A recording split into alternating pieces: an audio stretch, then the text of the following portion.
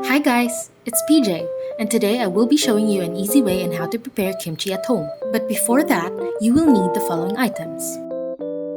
You will also need the following materials.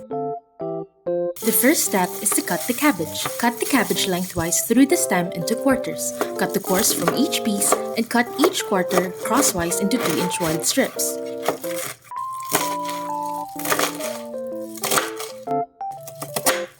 Next, you're going to salt the cabbage. Place the cabbage in a large bowl and sprinkle it with salt. Using your hands, massage the salt into the cabbage until it starts to soften a bit. Then add enough water to cover the cabbage. Put a plate on top of the cabbage and weigh it down with something heavy and let it stand for 1 to 2 hours.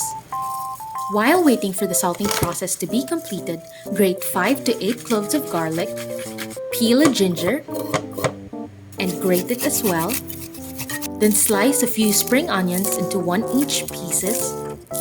And finally, peel a radish and cut it into matchstick-like pieces.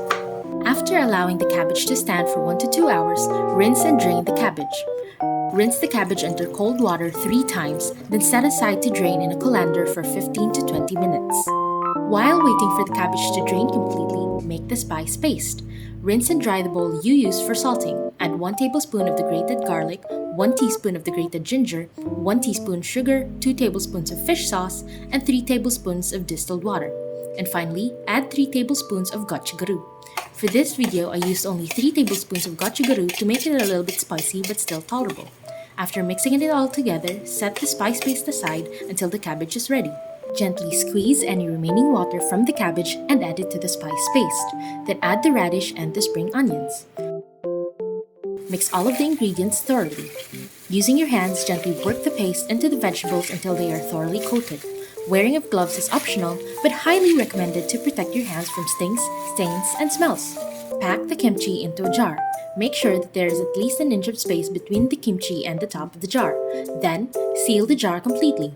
Let the jar stand at cool temperature, out of direct sunlight, and allow the kimchi to ferment for 1 to 5 days.